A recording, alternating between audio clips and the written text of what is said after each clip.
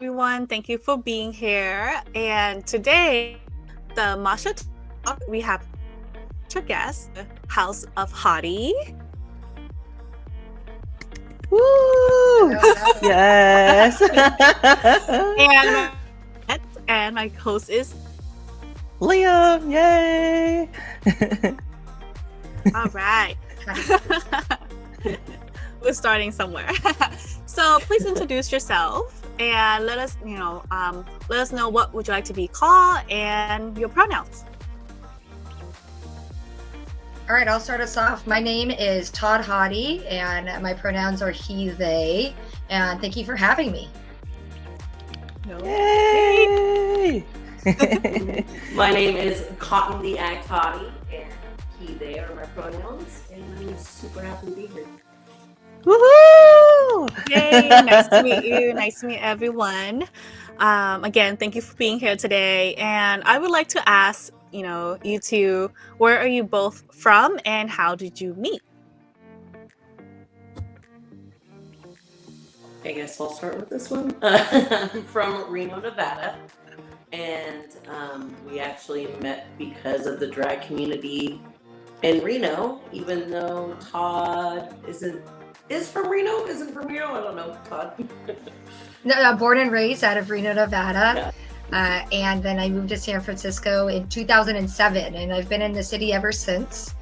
And so I would travel back home to drop into some shows. I started doing drag in Reno, Nevada in 2006 through 2009. And so I went back and forth there for a while. And so I'm used to going over there to perform. And so during one of those performances in 2021 is when I met Cotton in a performance. At this place called Splash. That was one of the only queer bars in Reno. And so yeah, it was we met because of drag and just became best buds since then. Wait, hold on. Instantly hit it off. Like Splash, like the one in San Jose, right? Like wow. Yeah. That's crazy. It's crazy too, that you guys met. It's just, you were from same state, but you didn't really met each other growing up. Nevada is a big place, but it's crazy how Todd, you're all the way here in San Francisco, and then somehow you met Cotton. So it's oh my god, it meant to be. And now it's flipped, now you brought me to San Francisco. So. And it's quite quick kismet when you put it like that, because it really is the synchronization of worlds. When you truly meet someone that you click, like with me and Cotton is my brother. And so to think about how we've developed the depth of our relationship as friends and brothers, founding a drag house, in that journey. It's interesting because mentioning growing up, our parents were friends and we weren't. And so when I became friends with Cotton, our parents were like, wait, how do you know Cotton? I know their parents. And I was like, wait, what?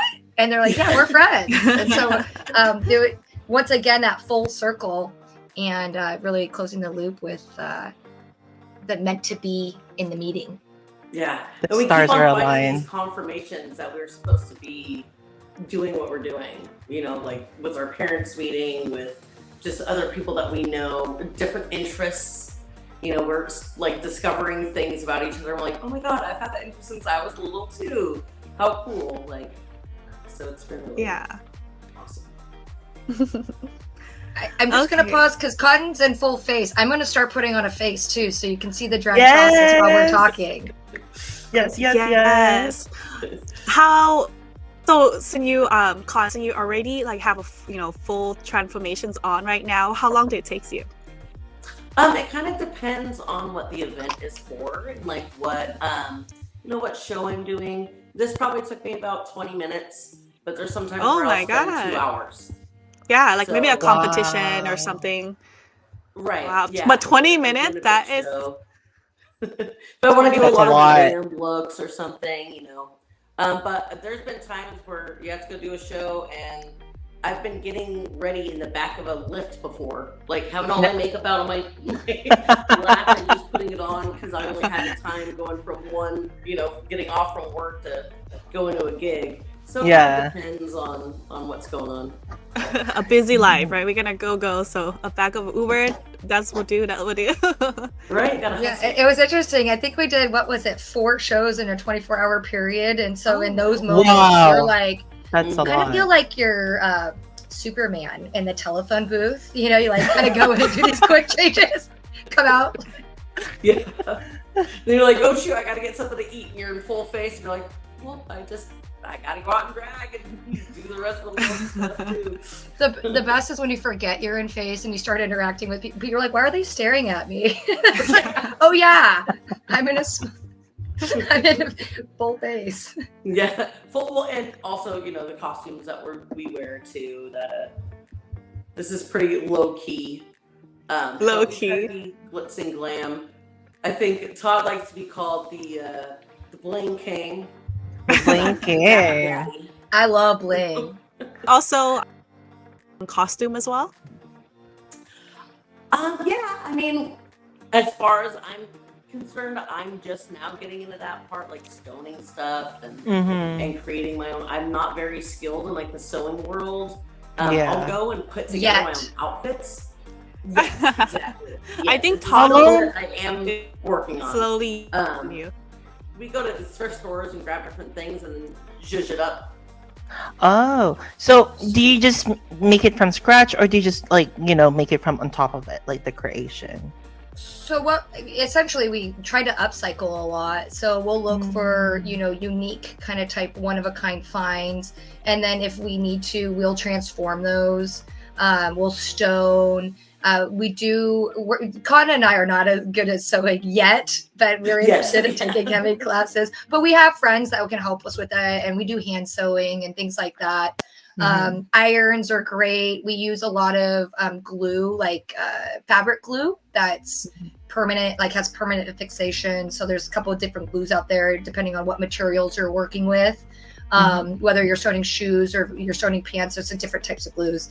In addition to that, sometimes we'll start you build things over time. So you'll have like a costume that you have set and you're like, yeah, that's amazing. But then you'll be out and you'll see something else and you're like, wow, that would be so perfect to build upon that. And so sometimes you'll have a costume and it transforms. So you'll start in one number and you'll do that same number 4 times. But by the last time you're doing that number, your costume is built into something incredible because of what you've been able to gather over time. Yeah. So sometimes it comes in phases, the costumes. You're inspired. And sometimes the costumes depend on the act or the number that you're doing. Oh, okay. Yeah, so. Okay. Oh, do you guys have like this a vision board, like you and Todd go to, and like, oh, this month we're gonna go be in this look. This is the aesthetic for this show, and this and that. Do you guys go through like a vision board, or do you just go with the flow? There is consideration for all of our performances. I think one of the biggest considerations is our target audience. It's really looking at what's your age demographic and who are you performing to and what is your venue. And so you're looking at things like, will there be an area to change? Can I change in between my numbers? Do I have am I performing in front of kids? That's we will tend to do G-rated numbers. Especially when we're looking at musical lyrics and things like that. It's really important that we select family-friendly type gigs for those type of environments. And then to that, anytime you engage in a song, the song has to resonate with you first and foremost. And for me, my process is really listening to the lyrics, how I'm interpreting them and what those lyrics mean to me, and how I can translate it to the world. And so it's really going in myself as a character and what version of Todd am I going to pull out that resonates with this song. And so sometimes those journeys don't come easy. Sometimes you play around with ideas for weeks while you're preparing a song. You're like, I really am looking for something like this. For example, when I was doing a number of Vici, I didn't know I was lost. I knew I wanted to portray a character that was lost, but what could be lost? What do you lose? You lose your car keys. Could I be a set of keys? You know, I didn't know I was lost. And then I was like, well, what are we always looking for? And then I got it. Aha. Where is Waldo? Where's Waldo? Oh, we're always looking for Waldo. So, you know, here he is. So when I perform that number as Waldo and he's saying, I didn't know I was lost. Nobody knows. Waldo doesn't know people are looking for him. You know, my personal journey was like, everyone wants to know where Waldo is, but who is Waldo? And how is he doing? You know, like, do we even know Waldo's pronouns, right? It's like, there's little things like that where it's like, let's start to transform Waldo and build Waldo. So take Waldo a step deeper. And this is Waldo's coming out story, you know? And so now this is like, he's lost, he's found himself, and he comes out as an open gay individual. And so with that being said, it's his coming out story through the song, and it's through Avicii. But it was really like that journey of like, how can I portray this in the way that I want to as Todd? And Waldo was the answer. That's a good one. You have different things for, and that's within whenever like my process is a lot of the same, just getting really emotionally representing the song that you're performing. And actually, one thing that really helps me is that I studied ASL years ago. And to adapt the emotion of the lyrics, not only what the lyrics are saying, but what the lyrics really mean. Because even to break that down, to be able to interpret it into ASL, you have to know the emotion to be able to express that. So that's kind of what I do with my acts and drag is, you know, take the song, break down the emotion, and involve the audience and have a connection with the audience. And hopefully they get connected too. By using you know, music and performance as a language to all speak together. But then you also like I think it kind of, you know, depends on the gig. We always, you know, choose like family friendly stuff. But, you know, to be honest, like doing the hard rock brunch was way different than doing, you know, like a brunch that an all age kids can be at, you know, or like having a 21 setting and having the venue want you to push that hard, like, kind of feeling versus being really PG. And we have been having to find that middle ground too, especially now with everything that's going on. You really do have to mend that gap of, you know what, now every performance that we do has to kind of be at least PG. It has to be across the board so that no matter who films it, no matter where it gets broadcasted, whether it's a 21 or old, you know, older crowd at the time, you really have to be careful in what we're performing now. And it's important to take that responsibility to be like, you know, this is not what I want to do, but this is what's necessary for now to mend at least that gap to communicate that first step into, you know, this huge conversation that we're always having. But I think at least if we are respecting, trying to find a middle ground with everybody that's freaking out, it helps if you choose numbers and dance moves and stuff that aren't 21 plus, I guess. Like you can't just go and, you know, grind a pole and, you know, pump the stage. I mean, you want to. You can't do that. You just can't. I mean, I understand. Like, you want to be appropriate. You want to have fun at like whoever that might come across, because you never know nowadays. Like, young kids will be on TikTok or who knows what. You know, you want to be representable so that like maybe someone come across they'll be like, oh yeah, they're a good example. Not like, oh, don't watch them. Just because one video that you did this is that what was I'm talking about. No, you don't want to be, you know, that guy. We want to be the ones that are like, you know what, this is palatable. There we go. I know how to use words. But just to be, you know, a little bit more tasteful too, and to like I said, mend that gap of the extremes. We don't have to be so extreme about it. We can find a middle ground for all of our performances. I agree. Tasteful. Well, and I think from the foundationally, what we're trying to demonstrate is that drag is an art, and it's an art form, and so art should be celebrated especially amongst future generations, because art is a form of expression. And to Cotton and I, it's really important that we're utilizing our drag platforms to inspire artistic expression in others, and whatever that may mean to them, it's so be it, it's theirs. But we hope we can inspire and demonstrate, like, you can do this too. If we can do it, you can do it. And and it doesn't always have to be so, it's art. And so really, when you look at it, what is the artistic component of this? Right. And translate that.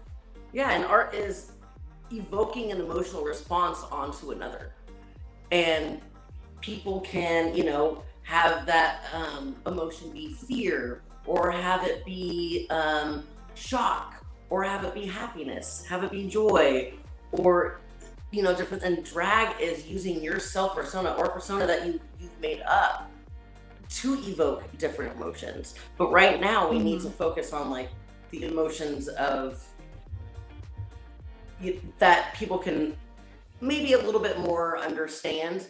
Not to say that you can't be extreme, because artists should have every outlook and every outreach to be able to do what they want to do, but within that, evoking a positive reaction and an inspiring reaction out of people. Okay. Now that you guys are working together, can you tell us, what is the House of Hotty? So the House of Hotty is founded. It's a group. We're the Hotty brothers. So we're a house of two brothers. We're the founding house. We're not ready for kids yet. We get asked all the time, but we're getting there. We're growing. We're young. We're young dads looking for children. But right now we're just stabilizing, building our brand. We want to eventually, I think one of the important things is when you become a drag persona, it's really your brand. And so how are you relaying your brand to others, and what do you want to be recognized or known for? And so, and it's stay in alliance with your brand. And the House of Hotty brand, once again, is really to inspire that artistic expression, but really provide a creative safe space for our community, for those who may be considering drag or art, or those who represent the gender diverse populations. I think that art, showcasing drag in this art form, it really allows that safe space for individuals. In addition to that, we host a lot of events. So we have a lot of events that we plug into, we build, and we're shoring up. And so that way, when we do have our kiddos, we'll just have places to plug them into. I want to make sure that if we are leading others, that we're leading them in the right direction. I think it's really important to be prepared if you're going to be a mentor or a role model for someone to that caliber, or to that depth, I should say. I have a question, because of House of Hotty, right? In drag, is there like a type of only for drag kings only, or drag queens only? Is the House of Hotty open for any kings and queens for yes, future it's kids? Open to both. To answer your question, we would mentor kings and queens. I think that we have enough support around us to help with queens. I think one of the challenges when you are a king mentoring a queen, and vice versa, if you're a queen mentoring a king, is, and I think this is one of the things that we see in the drag community, is that it's like, I don't know if I can offer you enough, because I'm not doing a drag king, I'm a drag queen. So I can give you drag queen tips, but can I actually mentor you as a king? But there's a lot of things that are translatable. I think it's not so much it's like being able to be resourceful. So know your resources and who you can tap into to help if you need. So for Todd and Cotton, we're close enough with a lot of queens that if we had a queen in our house, that queen would be well cared for and well mentored. So I would be comfortable having a queen in our house. Cotton, your thoughts? Yeah, no, I think we are open to kings, queens, in-betweens. It's about drag performance. Yes. It's about community. First and foremost, it's about community and whether you're willing to have the same mindset as we do. We talk a lot about how lucky we are that we have found each other on the same moral compass, and that's something that we stand strong to. And that's pretty much the qualifier, is to make sure that our morals and our ethics about what we do for drag really matches up versus how you present yourself. Yes. And that's why it's really important to know your mission, know your internal mission. So Cotton and I both have our own defined missions, and then we have a mission for the House of Hotty, and we make sure that we don't deviate from our mission. And so there's a clear vision, and we stick to it. Because once you get in drag, drag is so broad. Like the world is your oyster. You could go so many different directions. It's such a journey, and it's so easy to get lost in it and get distracted. And you're like, I want to do this, I want to do that, I want to do that, and you start to get really disfocused because there's so much, and you can achieve it all over time. But it's important to remain focused while you're doing that. Otherwise, you're gonna lose yourself as your brand and as your character in it. Does that make sense? In a way, like you have to. Yes. Yeah. How long have the House of Hotty been around? Since a year. 1 year. I was gonna say, Yeah. Hey, A year. I think we conceptualized it in March last year. yeah. Oh, okay. So you guys already Wow. reached your 1 year anniversary. Yeah. Yay! Are So you guys excited. planning to, expand? I mean, recruiting when you find that person that will. And to follow up on that, like with recruiting, like is there like a qualification like of like being in a part of the House of the Hotty? Do they need to be experienced in stage presence? Do they have to be like can they be just like oh, I want to do this, and can you guys be my mentor and stuff? Yeah, you I mean, actually right now, you don't. always... Go ahead, Cotton. Go ahead. I'll go ahead. You do your makeup. I think, when it comes to right now, a year in a house is still very young. We're still building our foundation and still really making sure that we're standing strong in our statements before we take in necessarily anybody else for the house. And it's nothing to do with, it's just that we're still trying to build a good, strong house if we are going to invite people in to stay. We want to make sure that their guest room is all set up and we've got everything ready for them. But we're so willing to give people advice, like if they were to message us on Instagram or where to go or, hanging out makeup tips, all that kind of stuff. Absolutely. And then I think as far as like the qualifications to get into the House of Hotty, we're still kind of like developing all of that criteria to really fully join the house, I think, because we're still building the foundations on it. Would you agree, Todd?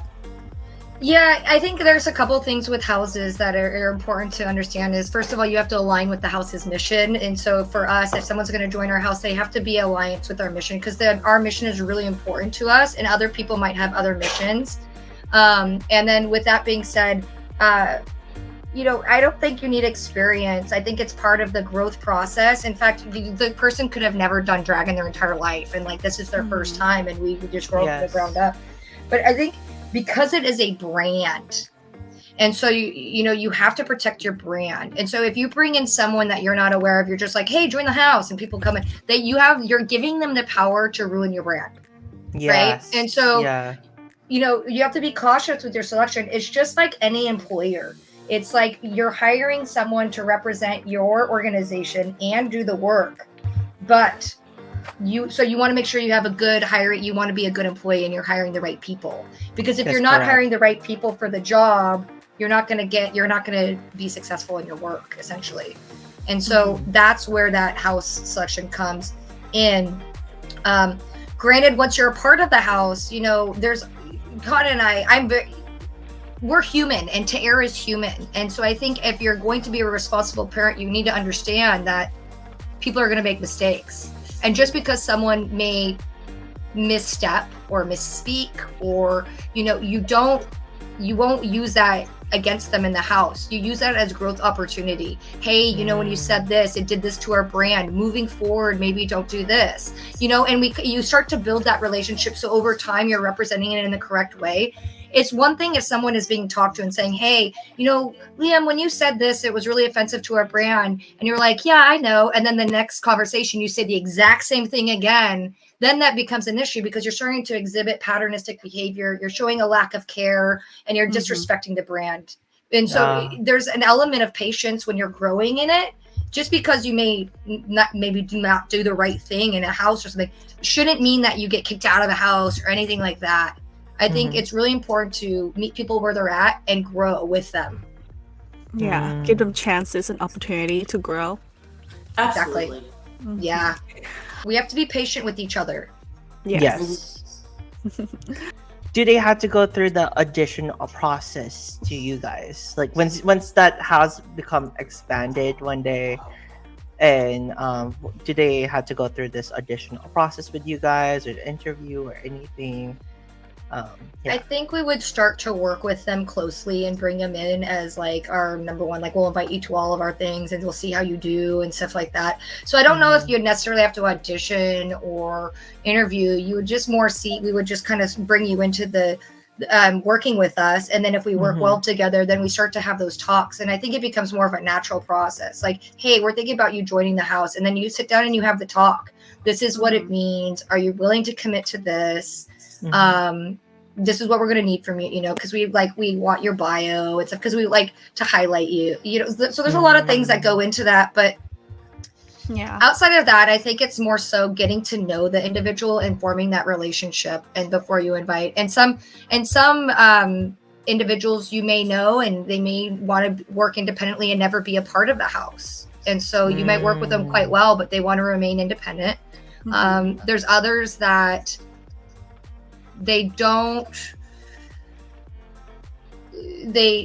very selective in their houses as well, because some houses work differently than others. They're all unique in their own way. And so some of them, like, they will live together. Like, it's an actual drag house. Like, they live together and everyone in that house lives in that drag house. So it really depends on the house itself. How's the process going? How is Todd coming along? Todd is coming along. I love the beard. Todd grows the fastest beard. I'm just kidding.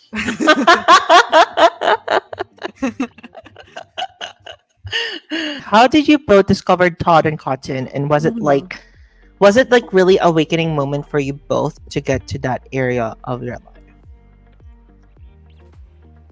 I discovered Todd when I got invited to join the Little City Kings in Reno back in 2006.